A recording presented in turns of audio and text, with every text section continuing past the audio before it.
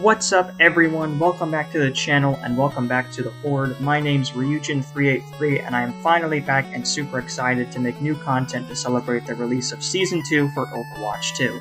Today we're going to go through and rank all the best legendary fits for not one but two damage characters, starting with the brutal bot Bastion and also the hacker from hell Sombra. They'll be split into separate videos, but will still be up within the same time frame. At least that's what I'm hoping will happen, but with me, my luck is, unfortunately, never certain. Go ahead and comment down below which tank character we should do for the next ranking after these two, either on this vid or the Sombra one, or hell, why not both? Thanks for your support, and I'll go ahead and shut up so we can get right on into this ranking video.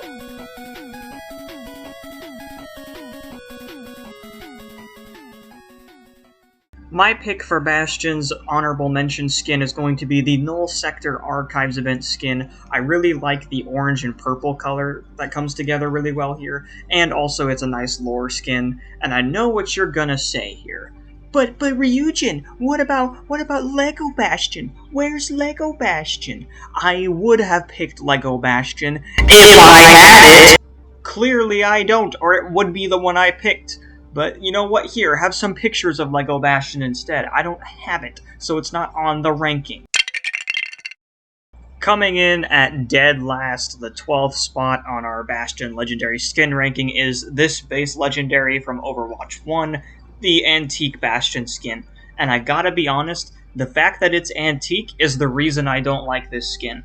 I know that's the design aspect they're going for here. It's supposed to look like an old robot made out of wood, but it just doesn't look good. I don't like all the stains and the chips and all the pieces missing from it and just the scuff marks. It just doesn't look good to me. And then on top of that, all this blue that's completely faded out. Normally, I'm all about those blue-green mixes, you know? You know me, my favorite color's teal. But I just don't like how faded it looks here. I just don't like this skin. I think that there are other skins that are way better. The only reason this skin is ranked higher than Antique is because this one has varnish. At number 10 on this list, I put Bastion's Coffin skin. This is his Halloween Terror event skin. And honestly, I just don't really vibe with this skin that well, and that's why it's here at the bottom. I don't really like how bulky it is that much, and I'm not also a big fan of the bird that he's got on his shoulder just being a skeleton. Also, I just don't like the headlight for his head. It's just, there's a couple little things that adding up together makes me rank this lower. I definitely think that the glowy green here that comes off his chest is cool, and the little hand that sticks out, but like, that's the only thing I like. So, why would I rank it higher than anywhere but here? Because it's just not that good. It's better than Antique and Woodbot, but it's just not one for me.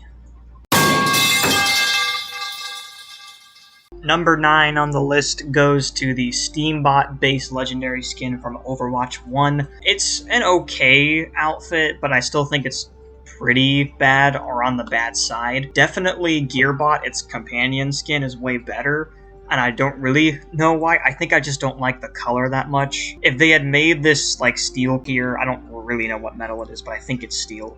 Like, maybe a bit brighter, maybe like purple to match all this gold and make it look kind of regal or something. I would have liked that more, but I just don't like the combination together that much, and I think Gearbot sells it way better than this one does. If a single one of you so much as smiled at that, you're the reason humanity's a failure. At number 8 on the list, I put Bastion's legendary skin Stealth. This is from his anniversary event a couple years ago, and honestly, I just feel like the skin is very bland and dull. Like, I don't really get a whole lot out of this skin. There's nothing I think that really stands out, and there's nothing that I really hate either. It's kind of just in this gray area that isn't hate or, like, it's just neutral. Like, I don't really feel anything about this skin in general. It's okay, but it's definitely not great, and there are other skins that I think implement the sort of look it's going for in a way better. What the hell is even that? Coming in at number 7 on the list, we have the Overgrown skin from the either Origin editions of this game or any of the other various packs it's been re-released in.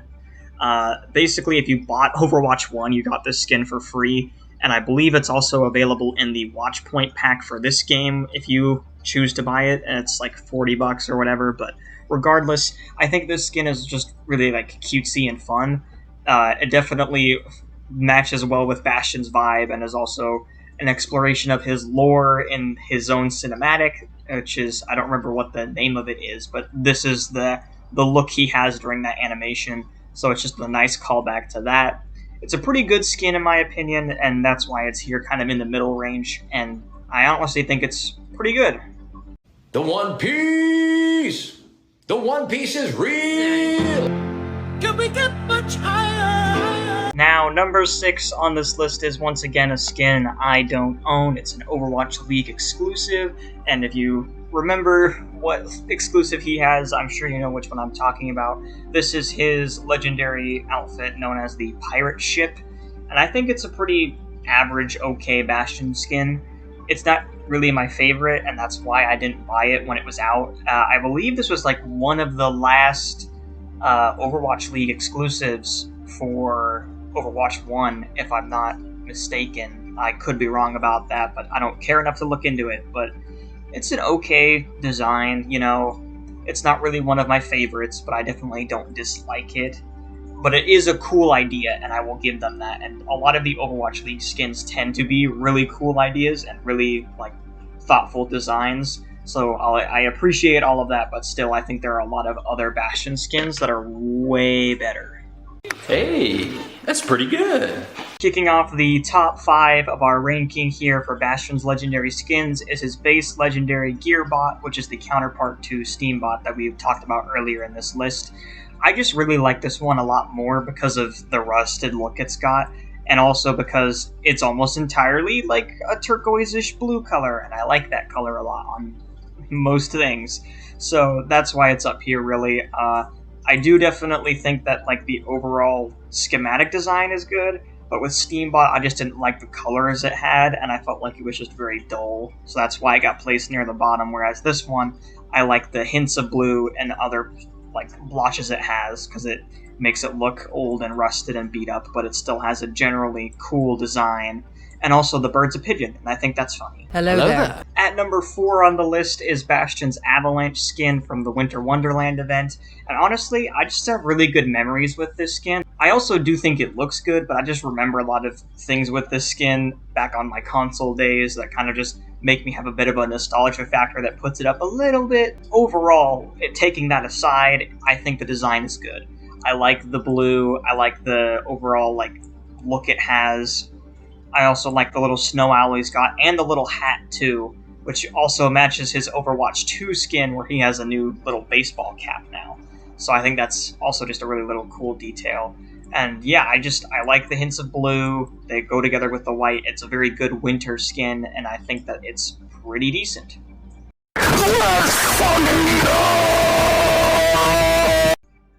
It's a dragon. He turns into a dragon. I mean, that's all I have to say, really.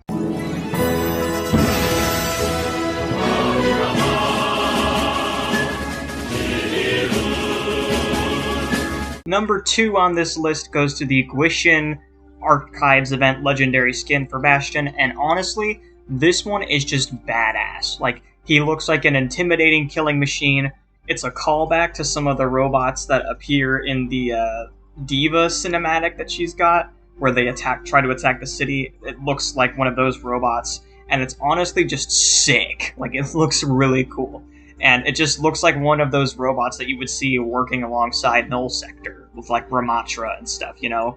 And it's just a really nice design with all the red highlights and the red bits that kind of make it look more intimidating and evil, and embraces that like darker origin of the Bastion robots that I think is just a really, really nice take on Bastion, because the Bastion we see is a pretty happy-go-lucky, naturistic robot with a peaceful element to him, because he's technically a defective robot in that sense, because his design is supposed to be like this. He's supposed to be that killing machine, and I think that's a really cool skin in-game that we have that also just embraces that.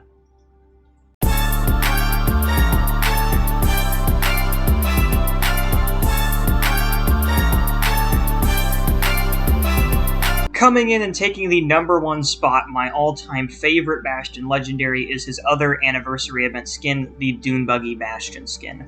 This is such a fun skin and embraces all of the fun things I like about Bastion, and I think a lot of the things other people also like about Bastion. And, like, when you wear this skin, it's just hard to hate Bastion, because I just think it's that much fun.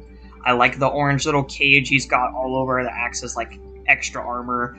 I like that the bird is a checkered flag. I like that he's even got his own checkered flag that flies around and flops around and stuff.